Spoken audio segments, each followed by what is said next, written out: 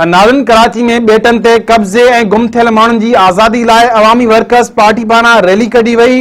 Regal चौक खां rally कढी फुआरा चौक भरिसां गवर्नर हाउस ॾांहुं वेंदड़ मुख रोड ते धरणो हणियो वियो। रैली में समें कारकुन, औरतूं ऐं शागिर्द तोड़े पोरे तंज़ीमुनि जा अॻुवान शरीक थिया।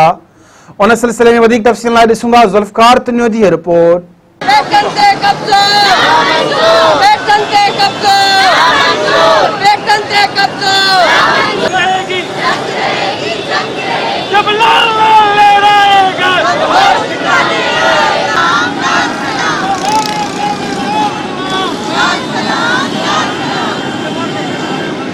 कराची में अवामी वर्कर्स पार्टी तरफा सिंध जे बेटन ते वफ़ाक जी वालार समेत मुख़्तलिफ़ मुतालबनि जी मंता लाइ सिंध अवामी मार्च कढियो वियो। AWP जे सॾ ते कारकुननि तोड़े औरतुनि जे वॾे अंग यूसुफ मस्ती खान, बख्शल थलो, एडवोकेट अख्तर खान, जावेद राजपर, आलिया बख्शल, मारवी लतीफ ऐं ॿियनि जी अॻवानी में रीगल चौक खां एहतजाजी मार्च कयो। एहतजाज कंदड़ नारनि जी गूंज में शहर जे मुख़्तलिफ़ रस्तनि खां थींदा फुआरा चौक ते पहुता, जिते गवर्नर हाउस ॾांहुं वेंदड़ मुख रोड धरणो हणी बंदि कयो वियो। अॻवाननि जो चवणु हो त हुकुमरान मुल्क जा समूरा इदारा IMF वटि गिरवी करे छॾिया आहिनि, जंहिंखां पोइ हू हाणे पंहिंजा ॿेट तोड़े कुदरती वसीला बि विकिणी रहिया आहिनि, जेको अमल कंहिं बि सूरत में बर्दाश्त न कयो वेंदो। हमारे जितने भी आइलैंड्स हैं सिंध में या बलूचिस्तान में, उनके ऊपर ये कब्जा करना चाहते हैं, माई गिरों को भूखा मारना चाहते हैं। और यहाँ पर तलबा तंजीमों के ऊपर भी पाबंदी है, मजदूर तंजीमों पर भी पाबंदी लगी हुई है। और IMF और वर्ल्ड बैंक के प्रोग्राम को आगे बढ़ाने के लिए यहाँ के सरमायादारों को ला के मुसल्लत कर रहे हैं।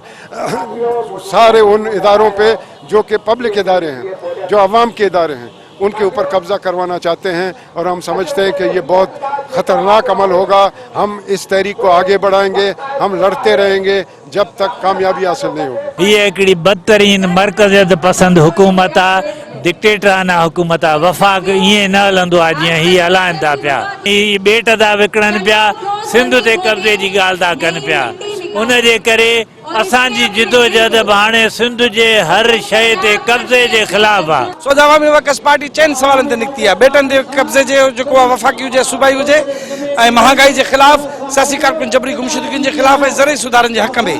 80% सिंध में हारी बेज़मीन आहे। इहे ज़मीनूं जेके आहिनि से हारियुनि जूं आहिनि, धरती धणियुनि जूं आहिनि। इहे मलिक रियाज़त जूं कोन्हनि, इहे जागीरदारनि जूं कोन्हनि, इहे मुल्क जे अस्करी इदारनि जूं कोन्हनि, इहे कंहिं ॿिए जूं कोन्हनि। सो असांजी इहा ई घुर्ज आहे त बाबा माण्हुनि खे जेसिताईं माण्हू आवाम ख़ुशहाल कोन्हे, मुल्क ख़ुशहाल किथां थींदो?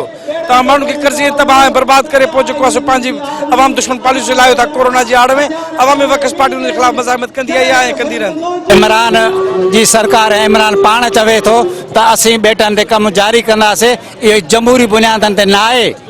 जेकॾहिं तूं सिर्फ़ पंजाब जो वज़ीर आज़म या इस्लामाबाद जो वज़ीर आज़म न आहीं, तूं सिंधी माण्हुनि जो बि वज़ीर आज़म आहीं। उन्हनि जे दर्दनि जी बि ॻाल्हि रख। तव्हां जेका आहे सा बेटनि ते कब्ज़ो था जितां जे बेटनि ते कब्ज़ो था कयो, उतां जी असेंबली जेका आहे उनखे रद्द करे चुकी आहे, उनजे ख़िलाफ़ करारदाद पास करे चुकी आहे। त पोइ कहिड़ो जवाज़ आहे जो हू जेका आहे सा इन क़िस्म जो फ़ैसिलो कनि? जेकॾहिं हू कब्ज़ागीर आहिनि त पोइ ही जेका आहे जेका जिदोजहद आहे न, सा जिदोजहद उन्हनि कब्ज़ागिरी जे ख़िलाफ़ आहे। हिननि सिहत खे प्राइवेट कयो, हिननि स्टील मिल्स के केतिरा हज़ार माण्हू कढी चुका आहिनि, उहे बंदि करे चुका आहिनि। हिननि PI खे तबाह कयो, हिन PTCL खे तबाह कयो, हिन धरतियूं ॿेट खपाया, हिननि पंहिंजो कोयलो खपायो, हिननि पंहिंजा दरिया खपाया।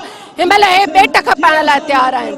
त ही मुसलसिल सरमाएदारी, ही जेको पाण खे खपाया आहिनि, गिरवी रखिया आहिनि IMF जे वटि, ही सरमाएदारी सिस्टम, उन जे तहत ही वफ़ाक़ पंहिंजो ज़ोर भरे थो।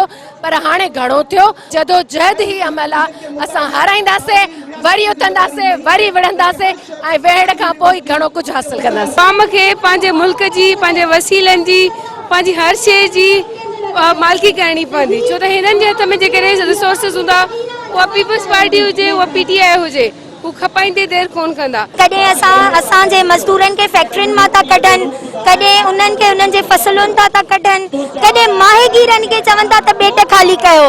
सो ही जेके ये ड्रामा करे रहिया आहिनि, ये ड्रामा असां हाणे कोन बर्दाश्त कंदासीं। इहे सिंध जे अवाम जी तोहिन आहे त डिंगी ऐं बिनर जेको असांजा ॿेट आहिनि उन्हनि ते कब्ज़ो थिए। ऐं असां हीअ बि सम्झूं था त जेकॾहिं असां बहरिया टाउन के खिलाफ अगर सुठी जदोजहद कयो आहे त पोइ वफ़ाक़ जी हिम्मत भी न थी आहे त डिंगी ऐं बिंदार ते कब्ज़ो कनि। एजाज कंदड़नि मुतालबो कयो त सिंध जे ॿेटनि बाबति सदारती ऑर्डिनेंस फौरी तौर वापसि वठी गुम कयल कारकुननि खे बाज़ियाब करे मुल्क में ज़रई सुधारा आंदा वञनि, ॿी सूरत में शुरू थियल एहतजाजी तहरीक खे वधीक तेज़ कयो वेंदो।